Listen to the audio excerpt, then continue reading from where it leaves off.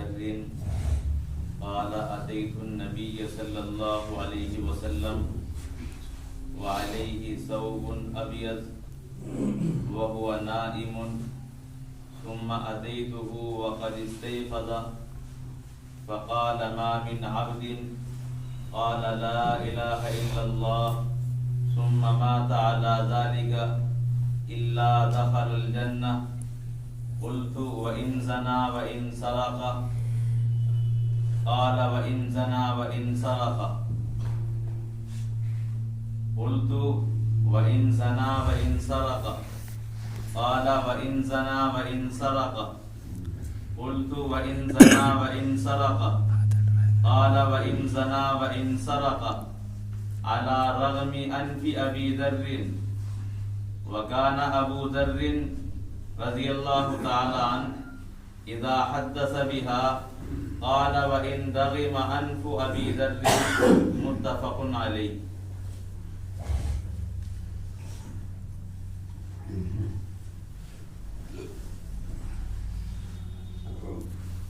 حضرت ابو ذر رضی اللہ تعالی عنہ سے روایت ہے، وہ فرماتے ہیں کہ میں نبی کریم صلی اللہ علیہ وسلم کی خدمت عالی میں حاضر ہوا اور آپ کے اوپر ایک سفید چادر تھی، وَهُوَ نَائِمٌ اور آپ سوئے ہوئے تھے، ثُمَّ أَتَيْتُهُ وَقَدْ اسْتَيْقَظَ پھر میں دوبارہ آپ کی خدمت میں حاضر ہوا، وَقَدْ اسْتَيْقَظَ اور آپ بیدار ہو چکے تھے، فَقَالَ مَا مِنْ عَبْدٍ قَالَ لَا إِلَهَ إِلَّا اللَّهُ ثُمَّ مَاتَ عَلَى ذَلِكَ إِلَّا دَخَلَ الْجَنَّةَ. تو اللہ کے رسول علیہ السلام نے فرمایا جو بندہ لا الہ الا اللہ کا اقرار کرے پھر وہ اسی پر مرے تو وہ جنت کے اندر داخل ہوگا. قلت حضرت ابو ذر رضی اللہ تعالی عنہ فرماتے ہیں کہ میں نے عرض کیا اگرچہ اس نے زنا کیا ہو، اگرچہ اس نے چوری کی ہو، پھر بھی وہ جنت میں داخل ہوگا. تو اللہ کے رسول علیہ السلام نے فرمایا وَإِن زَرَقَا وَإِن سَرَقَ کہ اگرچہ اس بندے نے چوری کی ہو اور زنا کیا ہو. دوسری مرتبہ پھر یہی عرض کیا حضرت ابو ذر رضی اللہ تعالی عنہ نے کہ اگرچہ اس بندے نے چوری کی ہو، زنا کیا ہو، پھر بھی جنت میں داخل ہوگا. تو دوسری مرتبہ بھی رسول اللہ نے جواب میں فرمایا اگرچہ اس بندے نے زنا کیا ہو اور چوری کی ہو جنت میں پھر بھی جائے گا.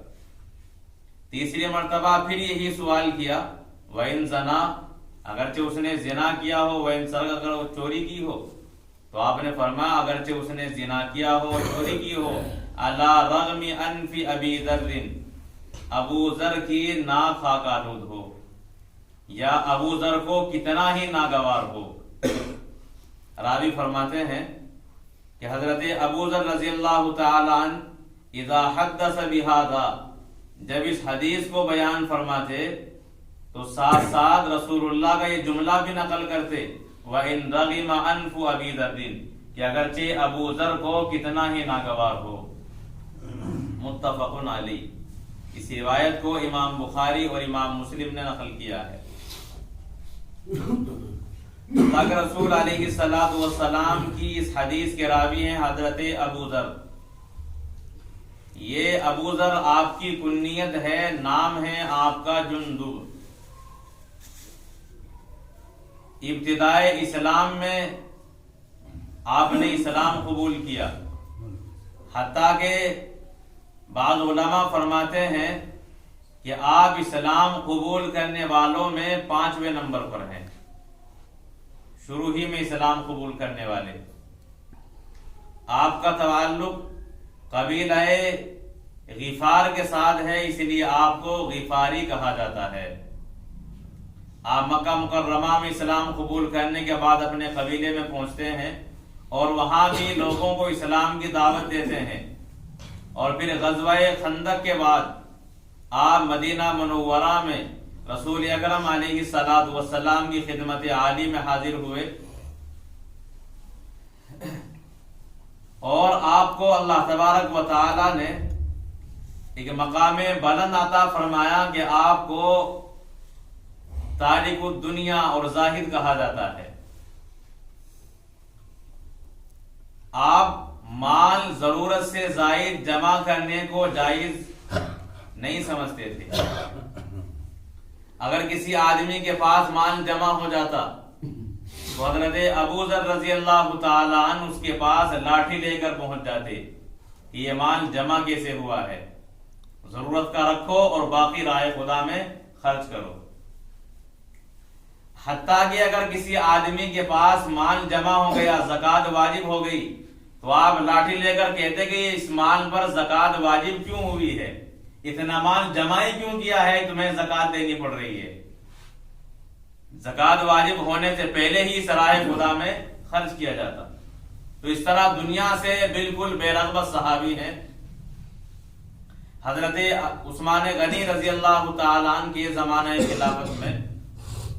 آپ کی وفات ہوئی. عبداللہ ابن مسعود رضی اللہ تعالیٰ عنہ نے آپ کی نماز جنازہ پڑھائی.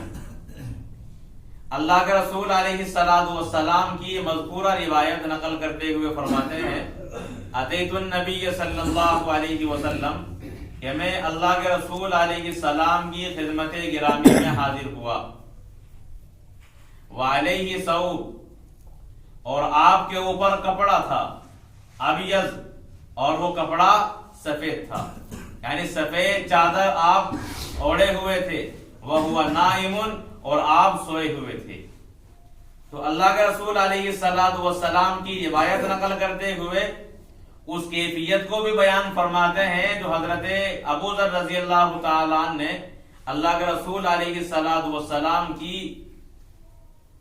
اس حالت کو دیکھا ہے. یہ عشق اور محبت کی بات ہے. جب کسی انسان کو کسی سے تعلق ہوتا ہے, محبت ہوتی ہے, تو وہ اس کے پورے خود و خال کا نقشہ کھینچتا ہے. حالانکہ آگے روایت جو ہے رسول اللہ کی اسے بیان کرنا مقصود تھا, لیکن اس سے پہلے جس حالت میں رسول اللہ کو دیکھا اس حالت کا بھی محبت کی وجہ سے تذکرہ فرما دیا کہ میں جب حاضر ہوا تو آپ سوئے ہوئے تھے اور سفید چادر آپ اوڑے ہوئے تھے.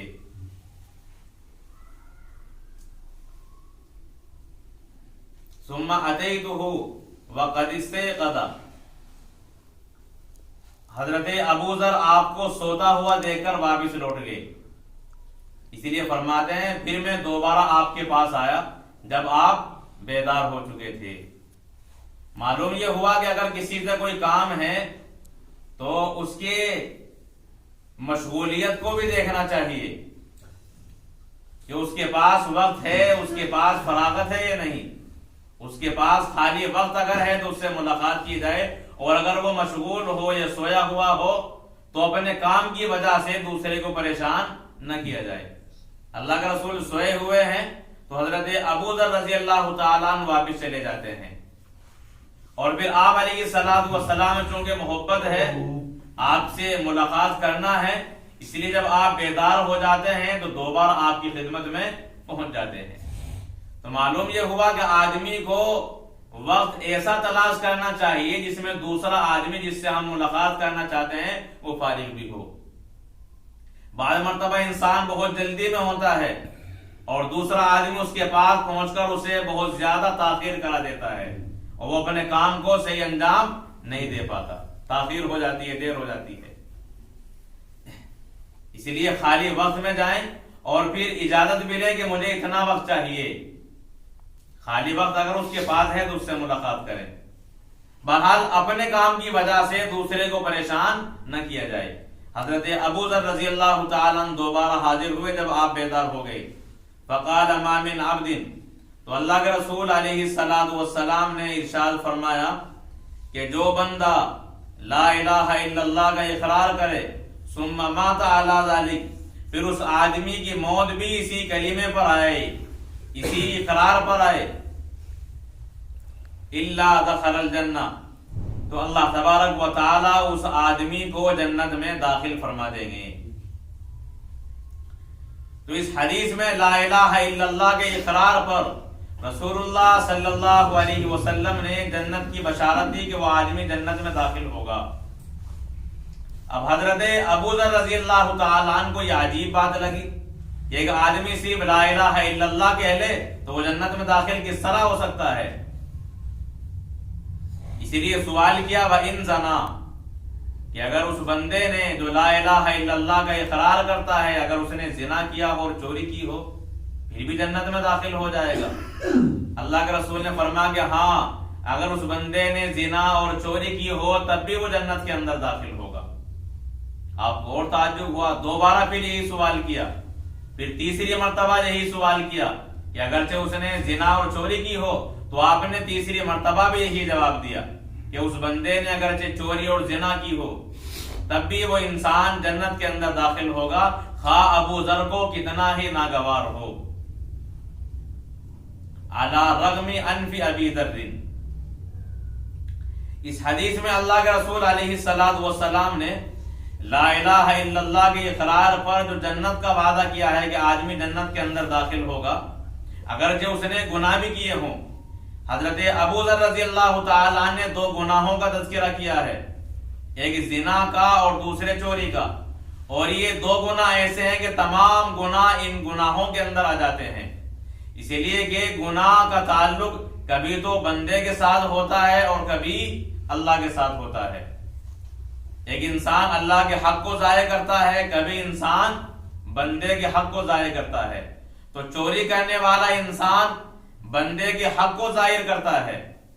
اور زنا کرنے والا اللہ کے حق کو ضائع کرتا ہے۔ تو جتنے بھی گناہ ہوتے ہیں یا تو ان کا تعلق اللہ کے حق کے ساتھ ہوتا ہے یا بندے کے حق کے ساتھ، تو ان دونوں گناہوں میں تمام گناہوں کا ذکر داخل ہو جاتا ہے۔ تو اللہ کے رسول علیہ السلام نے حضرت ابو ذر رضی اللہ تعالیٰ عنہ کے ان دو گناہوں کا جو تذکرہ کیا گیا ہے اس کے باوجود فرمایا کہ وہ آدمی پھر بھی جنت کے اندر داخل ہوگا۔ اب یہاں ہر آدمی کے ذہن میں یہی بات آ سکتی ہے جس طرح حضرت ابو ذر رضی اللہ تعالیٰ عنہ کی آئی کہ آدمی گناہ بھی کر رہا ہے، چوری کر رہا ہے، زنا کر رہا ہے، شراب پی رہا ہے، بڑے بڑے گناہوں کا انبار لگا ہوا ہے، تو وہ آدمی جنت کے اندر لا الہ الا اللہ کے اقرار سے کس طرح داخل ہو جائے گا؟ حالانکہ اس روایت کے اندر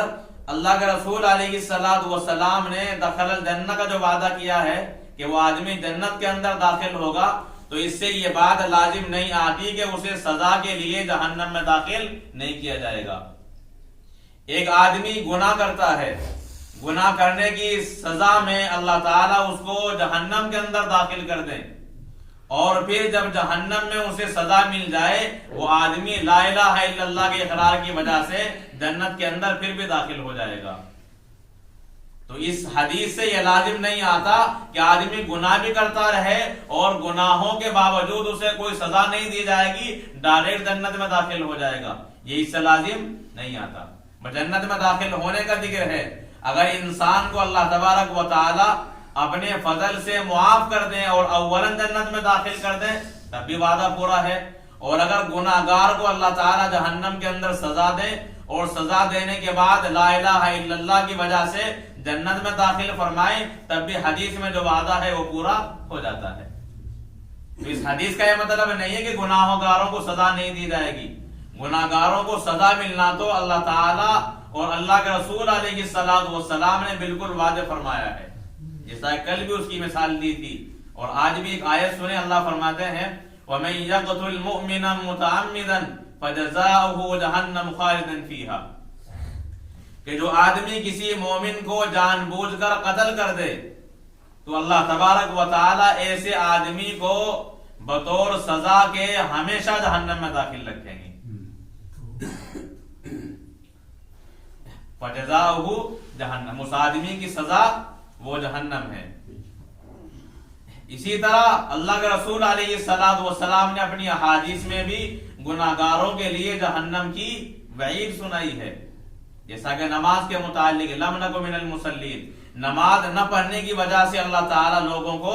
جہنم کے اندر داخل کریں گے،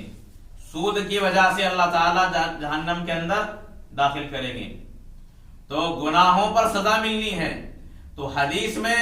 اللہ کے رسول علیہ الصلوۃ والسلام نے جو جنت میں داخلے کا وعدہ کیا ہے، اس کا یہ مطلب بالکل نہیں ہے کہ آدمی گناہ کرتا رہے اس گناہوں کی سزا نہیں ملے گی، اللہ تعالیٰ پھر بھی جنت میں صرف لا الہ الا اللہ کہنے سے داخل فرما دیں گے، ایسا نہیں، بلکہ لا الہ الا اللہ کی وجہ سے اللہ تعالیٰ ضرور جنت میں داخل فرمائیں گے، یا تو اپنے فضل سے گناہوں کو معاف کر کے یا پھر گناہوں کی سزا دے کر۔ کیونکہ اللہ تعالیٰ قرآن میں فرماتے ہیں ان اللہ لا یغفر ان یشرک بہ ویغفر ما دون ذلک لمن یشاء، کہ شرک کے علاوہ جتنے بھی گناہ ہیں اللہ تبارک و تعالیٰ جس بندے کے چاہیں گے معاف فرما دیں گے۔ کیونکہ چوری کرنے والا، قتل کرنے والا، زنا کرنے والا انسان ہے، اللہ تعالیٰ اپنے رحم سے یا اپنے فضل سے اسے معاف کر دے اور بغیر کسی سزا کے جنت میں داخل فرما دے، اللہ تعالیٰ کی رحمت سے یہ بھی کوئی بعید نہیں ہے، اور اللہ تعالیٰ سے کوئی سوال کرنے والا بھی نہیں ہے کہ تو نے اس بندے کے ساتھ ایسا معاملہ کیوں کیا ہے۔ اللہ تعالیٰ خود مختار ہیں، وہ قادر مطلق ہیں،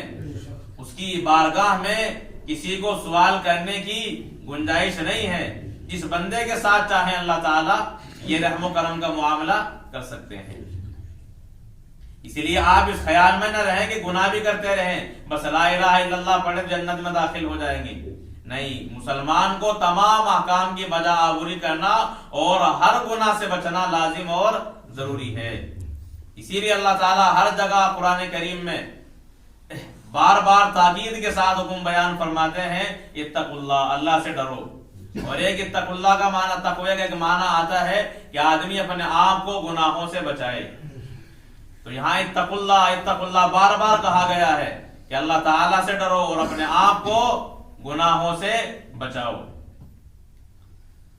پھر یہاں اللہ کے رسول علیہ الصلوۃ والسلام فرماتے ہیں لا الہ الا اللہ ثم مات علی ذلک، کہ جو آدمی لا الہ الا اللہ کا اقرار کرے پھر وہ اسی کلمے پر مرے، موت بھی اسی کلمے کے ساتھ آئے، تو اللہ تعالیٰ جنت میں داخل فرمائیں گے۔ معلوم ہوا ہے کہ آدمی لا الہ الا اللہ پڑھتا ہے پھر وہ آدمی اسلام کو چھوڑ کر کوئی دوسرا دین اختیار کر لیتا ہے، اسلام سے مرتد ہو جاتا ہے اور پھر اسی حالت میں بغیر توبہ کے دنیا سے چلا جاتا ہے، تو وہ آدمی جنت کے اندر داخل نہیں ہوگا، بلکہ جنت میں داخلہ اس آدمی کے لیے ہے جو کلمہ طیبہ لا الہ الا اللہ کا اقرار کرے اور اس اقرار کے بعد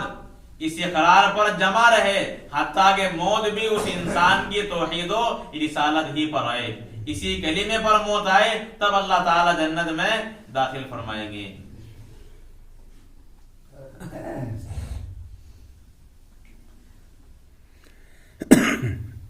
ثم مات علی ذلک الا دخل الجنہ، کلمہ طیبہ پر موت آئے، اللہ کے رسول علیہ الصلوۃ والسلام فرماتے ہیں کہ جو آدمی مسواک کا عادی ہوتا ہے، مسواک کرتا ہے کثرت کے ساتھ، تو مسواک کا ایک فائدہ یہ ہے کہ مرتے وقت اس انسان کی زبان پر کلمہ لا الہ الا اللہ جاری ہو جاتا ہے۔ یہ بھی آسان عمل ہے، تو مسواک کا بھی اہتمام ہونا چاہیے۔ مسواک کی وجہ سے اللہ تعالیٰ اس کلمے کو اخیر وقت میں زبان پر جاری فرما دیتے ہیں، کیونکہ اگر موت کلمے پر نہیں آئے گی پھر جنت میں داخلہ نہیں ہوگا۔ زندگی میں پڑھ لینا کافی نہیں ہے، مرنا کلمے پر یہ ضروری ہے۔ ایک آدمی زندگی گزار رہا ہے کفر کی، شرک کی، لیکن اخیر وقت میں وہ توبہ کر کے کلمے کے ساتھ اس دنیا سے چلا جاتا ہے، تو وہ آدمی جنت کے اندر داخل ہوگا۔ اور ایک آدمی اسلام کے تمام احکامات پر عمل کرتا ہے لیکن اخیر وقت میں اسلام کو چھوڑ دے اور موت کلمے پر نہ آئے، تو اس آدمی کا جنت میں داخلہ نہیں ہوگا۔ تو اصل چیز ہے خاتمہ بالایمان، کہ آدمی کا خاتمہ ایمان پر ہونا چاہیے،